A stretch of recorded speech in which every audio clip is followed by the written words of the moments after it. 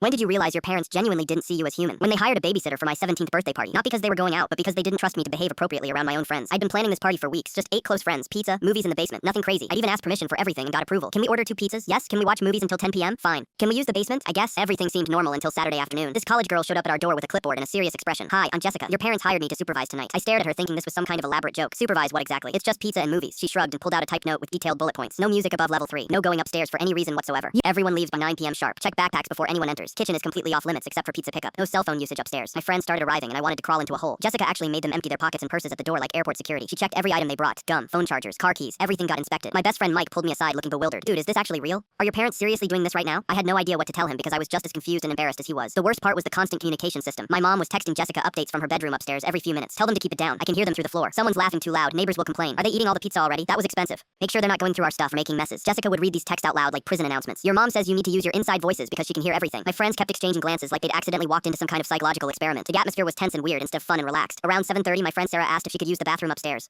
Jessica said she had to escort her personally and wait outside the door to make sure she wasn't doing anything suspicious or unauthorized. Sarah came back looking traumatized and confused. She literally stood there listening to me pee and asked what I was doing when I washed my hands. My friend Alex tried to go upstairs to get his phone charger from my room, and Jessica physically blocked the staircase like a nightclub bouncer. Absolutely not. Upstairs is completely off limits to all guests. Alex looked at me with disbelief. Bro, this is your house. You can't even go to your own room to get something. The whole evening felt like we were being watched by a prison guard instead of just hanging out like normal teenagers. Everyone was walking on eggshells, afraid to laugh too loud or move around naturally. When 8:45 came, Jessica started announcing that everyone needed to wrap up and gather their belongings because departure time was 9 p.m. exactly. No exceptions. My friends collected their stuff looking confused and embarrassed for me. Mike whispered on his way out. This is honestly the weirdest thing I've ever experienced. Are your parents actually okay? After everyone left early, feeling uncomfortable and weirded out by the whole situation, I went upstairs to confront my parents. They were sitting in bed watching TV like nothing unusual had happened. Why did you hire a babysitter for my 17th birthday party? My mom didn't even look away from the screen because teenagers can't be trusted to make good decisions, even in their own homes. Even good teenagers make stupid choices when they get together in groups. Mom, I'm 17 years old. I've never been in trouble once in my life. I get straight A's. I've never even had a detention or missed curfew. Exactly, and we want to keep it that way. Prevention is always better than dealing with problems and consequences later. My dad nodded along without looking up. You'll thank us when you're older and don't have any embarrassing stories to regret or explain to future employers. I stood there realizing they didn't see me as their son who had earned trust through years of perfect behavior. They saw me as a ticking time bomb that needed constant surveillance and control. Even on my birthday, in my own house with my closest friends, I was still just a liability they needed to manage.